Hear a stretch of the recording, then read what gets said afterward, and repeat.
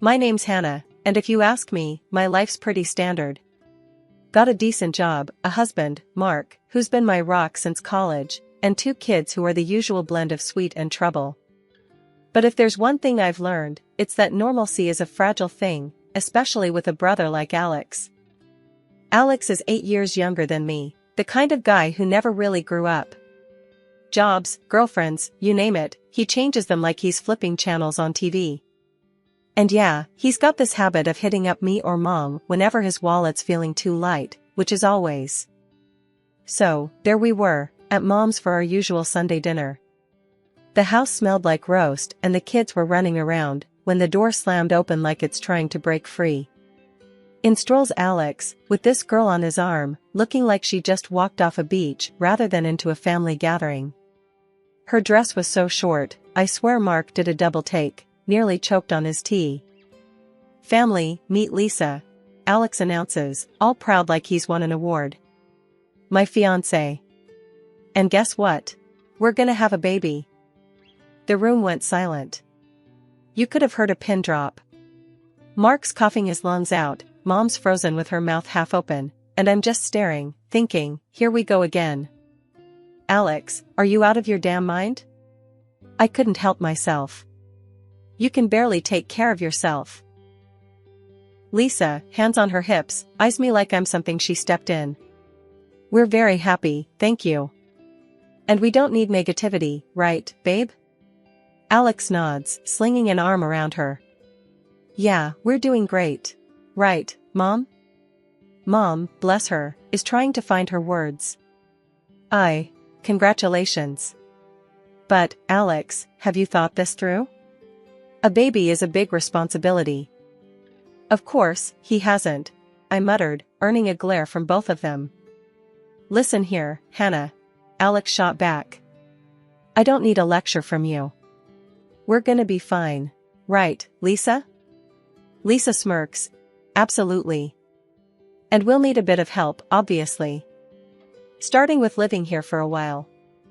I almost choked on my own spit. Live here? With Mom? Are you kidding? Why not? Lisa snapped. It's not like we have anywhere else to go.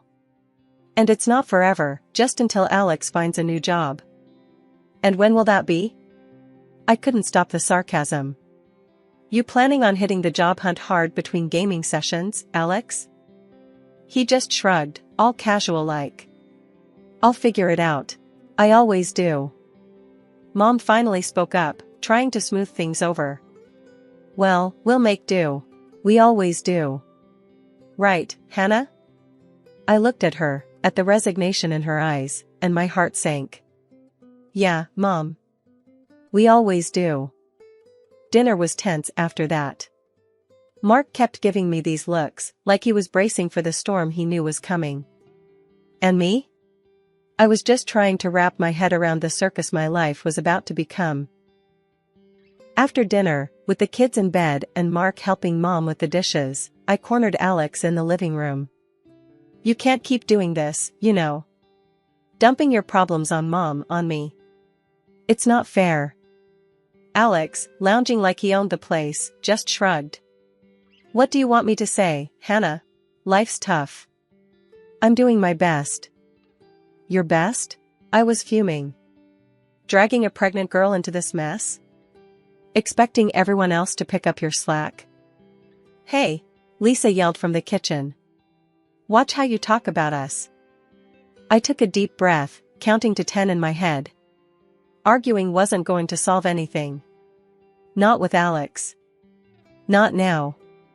Just, try to think about someone other than yourself for once, I finally said, more tired than angry.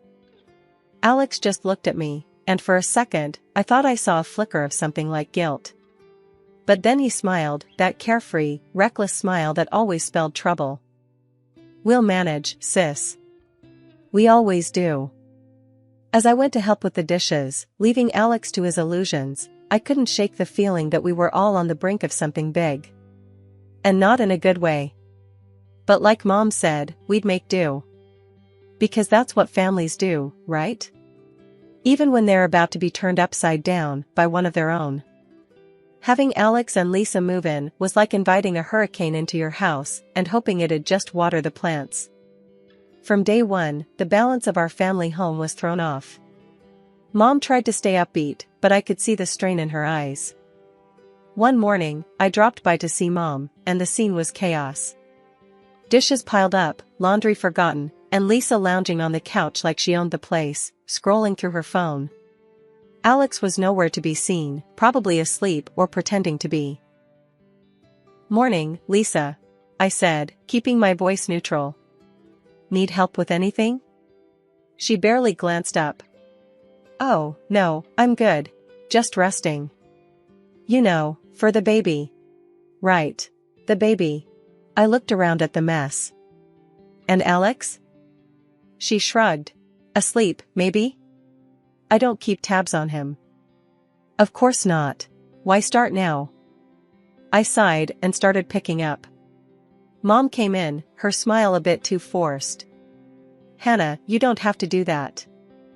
"I don't mind, Mom. Can't have you dealing with all this alone." Lisa watched us, not moving an inch.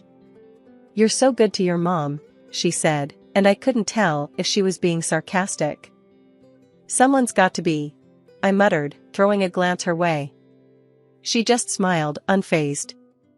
Later, I caught Alex in the kitchen, raiding the fridge. "Nice of you to join the living," I snapped.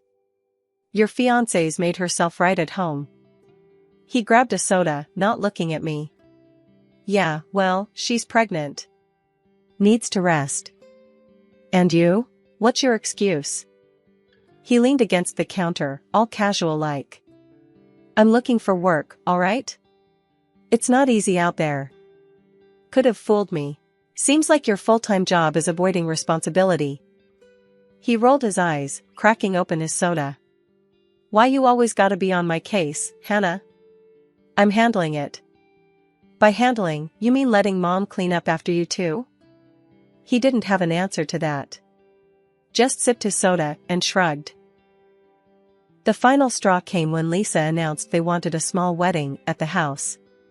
"Nothing fancy," she said, laying out plans that sounded anything but. "Just something memorable." I looked at Mom, who was trying to hide her worry. "And how do you plan to pay for this small wedding?" Alex jumped in. "We thought Mom could help, you know, as a gift." I laughed. It was that or scream. "You're joking, right? You want more from her?" Lisa stood up, hands on her hips. "It's not like we're asking for much. Just a little help." "A little help?" I was fuming now. "You've done nothing but take since you got here. Mom's on a fixed income and you're planning a wedding like she's made of money." Alex tried to intervene. "Hannah, come on, it's just..." "No, Alex. Enough is enough. You two need to start taking responsibility for your own lives. Mom's not your personal ATM." Lisa's face went red, and for a moment, I thought she'd yell. But she just scoffed. "Fine. We'll figure it out ourselves." "Yeah," I said. "You do that." Walking out, I told Mom, "Don't let them bully you into paying for anything. It's time they learned the value of money." Mom nodded, but I could see the conflict in her eyes. She wanted to help Alex, but knew it wasn't helping in the long run. That night, Mark and I talked it over. "You can't keep fighting their battles, Hannah," he said, and I knew he was right. But it wasn't just about fighting battles, it was about protecting Mom from being taken advantage of. The next day, I made it clear to Alex and Lisa. "You're adults. It's time to act like it. No more handouts. You want a wedding, a life, you work for it." Their response was a mix of shock and anger, but I stood firm. This was the wake-up call they needed, whether they appreciated it or not. The addition of a new family member should have been a joyous occasion, and in a way, it was. Lisa gave birth to a beautiful boy, a bundle of joy that brought a rare smile to everyone's faces, especially Mom's. She was over the moon, completely taken with her new grandson. But the joy was a double-edged sword. It was Mom, not Alex or Lisa, who ended up doing most of the caring for the little one. Watching her juggle her grandson alongside everything else was both heartwarming and heartbreaking. Alex and Lisa's approach to parenting was, let's just say, hands off. While Mom cooed and cuddled the baby, Alex was glued to his computer screen, and Lisa was out more often than not, treating them all like her personal playground. The contrast couldn't have been starker.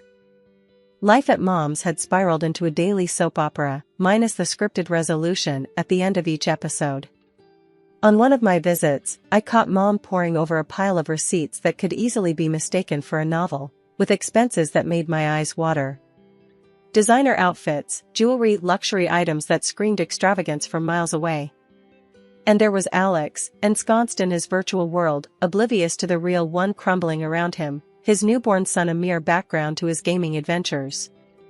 Alex, isn't it about time you hit pause and maybe, I don't know, looked for a job? My attempt at lightheartedness did nothing to pierce his focus. He grunted something unintelligible, not once tearing his gaze from the screen. Working on it, he mumbled, the same old song and dance. And Lisa? This, I gestured to the mountain of receipts, isn't exactly helping. He shrugged, a gesture that conveyed a universe of indifference. I rounded on Mom. How can you just sit by and watch them drain you like this? Mom sighed, a sound so heavy it seemed to carry the weight of the world. It's only money, Hannah. I can't lose my grandson over it. That's when Lisa waltzed in, arms laden with shopping bags, a triumphant grin plastered across her face. Nothing like a little retail therapy, she announced, dropping her spoils on the table as if she'd returned from a successful hunt. Therapy? More like grand larceny. Mom can't keep this up, Lisa. Her eyes narrowed to slits, her voice cold and sharp as ice. Perhaps we should just leave, then. Let's see how often Mom gets to see her grandson after that. The threat hung in the air, a toxic cloud that threatened to choke us all. I looked to Mom for a sign of outrage, but she met my gaze with a resigned shake of her head, a silent plea to drop it. Later, in the sanctuary of the kitchen, I tried again. You can't let them use you like this, Mom. It's not right. She continued her tea ritual, a calming contrast to the storm brewing in my chest. I know, dear. But what choice do I have? That's my grandson. There has to be a line, Mom. They're walking all over you. She handed me a cup of tea, her eyes locking onto mine with an intensity one rarely saw. I'll handle it, Hannah. Trust me, I've got this under control. Control? The word tasted bitter. Seems more like they're controlling you. She patted my hand, a gesture meant to soothe. Just trust me, dear. As I left, the image of Alex lost in another world while Lisa admired her latest shiny trinket, not at me. Mom might think she had a handle on things, but from where I stood, it looked like we were all being dragged down by their weight. The trouble started when Mom got sick out of nowhere. One day she was fine, the next, she was rushed to the hospital with what turned out to be a serious condition. I was there in a heartbeat, barely had time to grab my purse before I was out the door. The hospital became my second home, sitting by her bed, holding her hand, and praying she'd pull through. I called Alex, tried to get through to him and Lisa, telling them, Mom's sick, she's in the hospital. You need to come, now. But all I got back were excuses. We're a bit tied up right now, Hannah. You know how it is, Alex would say, or Lisa would chime in with, we've got plans already. Can't just drop everything. Plans. Right. Their social calendar was apparently more important than their sick mother lying in a hospital bed. I couldn't believe it. Couldn't understand how they could just carry on with their lives, partying and living it up, while Mom was fighting for hers. I was running on fumes, between my job, the kids, and now this. But I didn't have the luxury of being tied up or having plans. Mom needed me, so that's where I was. Every day, hoping for some improvement, for her to wake up and tell me everything would be okay. 2 months of this hell, and then, just as sudden as she fell ill, she was gone. I was there, holding her hand, telling her I loved her, that I'd look after everything, not to worry. And where were Alex and Lisa? Out. Living their life without a care in the world, not even bothering to see if Mom, or their son for that matter, needed them. The funeral was a blur of faces, condolences, and the overwhelming feeling of loss. But Lisa, in her barely there black dress, managed to stand out, drawing disapproving looks and whispers from everyone. Alex was just as detached, showing no sign of grief, almost as if he was relieved it was all over. The day after, I went to Mom's house, needing to feel her presence, but I was met with Lisa's sneering face. "Looking for something, Hannah?" she mocked, blocking the doorway. "I need to get some of Mom's things," I said, trying to keep my voice steady. "Oh, I think you're mistaken. This is our house now. You have no business here," she replied, smirking. Alex came up behind her, a smug look on his face. "Yeah, Hannah, Mom changed her will. Everything's ours now. Maybe you should have spent less time at the hospital and more time securing your inheritance." I was speechless, anger and disbelief swirling inside me. "You can't be serious. Mom wouldn't do that." He shrugged, enjoying every moment of my distress. "Believe what you want. But you're not welcome here." Lisa laughed, enjoying the spectacle. "Guess you should have been nicer to us, huh?" Their cruelty hit me hard, but I wasn't about to show them how much. "We'll see what the notary says about this," I managed to say, my voice cold. "Good luck with that," Alex called out as I walked away, their laughter echoing behind me. A week after the whole funeral drama, we all ended up in the notary's office, a place I never thought I'd be fighting a family battle. The air was thick with tension, you could cut it with a knife.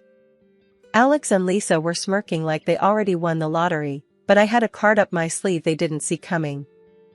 The notary cleared his throat, and the room went dead silent.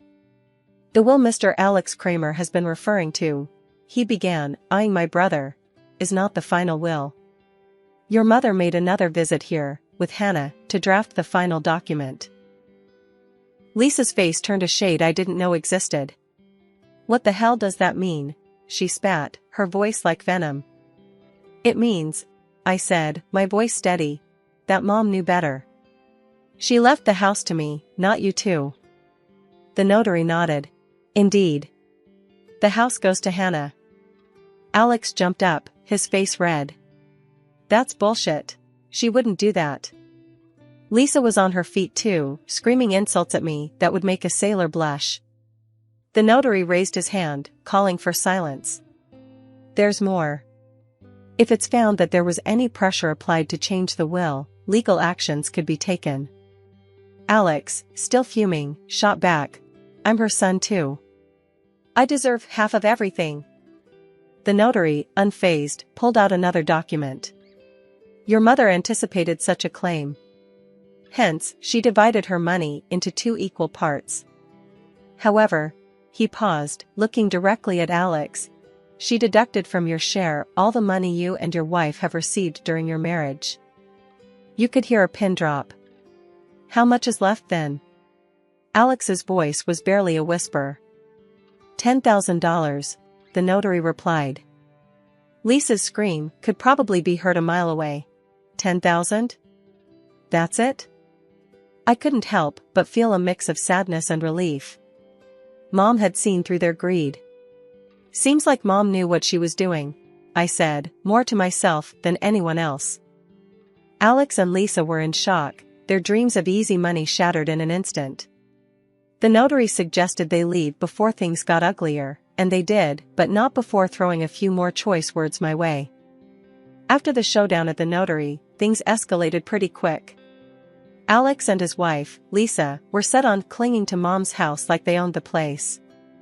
It was a mess, a proper circus show, until it got so heated that I had no choice but to call the cops. Never thought I'd see the day where I'd have to drag police into family drama, but there we were. When they finally left, under the watchful eyes of the police, the air in the house felt different, heavier somehow. Mark and I started the grim task of taking inventory, noting the gaps where things used to be. It was clear as day, they'd been selling off Mom's things. My heart sank. How could they? I was livid, ready to drag them through the courts. I can't believe this, Mark. They've stolen from us, from Mom. We should sue them for everything they've got left. Mark, ever the voice of reason, put a hand on my shoulder. Hannah, I know you're angry, and you have every right to be. But think about it. Maybe, just maybe, they'll use that money for something good. For the kid. His words hit me harder than I expected. It was a slim hope, clinging to the idea that maybe, just maybe, they'd finally start acting like responsible adults for their child's sake. It didn't make what they did right, but it gave me a sliver of hope that maybe the cycle would break with their son. Deep down, I knew Mark was right. Pursuing them legally would just drag us all through more mud, and for what? The chance at a few dollars and more heartache? No, it was time to let go, to move forward and focus on healing, on building something better from the wreckage they left behind. So, I let it go, not for them, but for me, for us. It was time to close this chapter and start anew, with the hope that maybe, just maybe, they'd find their way. Months rolled by in silence, a welcome break from the chaos that had enveloped our lives. But peace has a way of being fleeting. Word got to me that Alex and Lisa had sunk further, living in some rundown apartment, scraping by. Alex was jumping from one odd job to the next, and Lisa? She was chasing after rich men, leaving their little boy, my nephew, pretty much on his own. Hearing that, it felt like a punch to the gut. That kid deserved better, so much better than what those two could ever offer him. I started gathering the paperwork, the legal documents needed to strip them of their parental rights. It was a heavy decision, but every fiber of my being told me it was the right one. That boy needed a real family, stability, and I was determined to give it to him. When I finally approached Alex and Lisa with the idea, bracing for a fight, their reaction took me by surprise. They were indifferent. Almost relieved to be rid of the responsibility. "You sure about this, Hannah?" Alex asked, no hint of the brother I once knew in his eyes. "You know, taking on a kid is a lot." I couldn't hide my disgust, my disappointment. "He's your son, Alex. Doesn't that mean anything to you?" Lisa, ever the opportunist, chimed in with a shrug. "If you think you can give him a better life, then why not? We've got our own lives to figure out." Their casual dismissal of their flesh and blood boiled my blood, but I swallowed the anger. This was about him, not them. "Yeah, I'm sure. More than you've ever been about anything. He'll be loved and cared for. That's more than what you've ever offered him."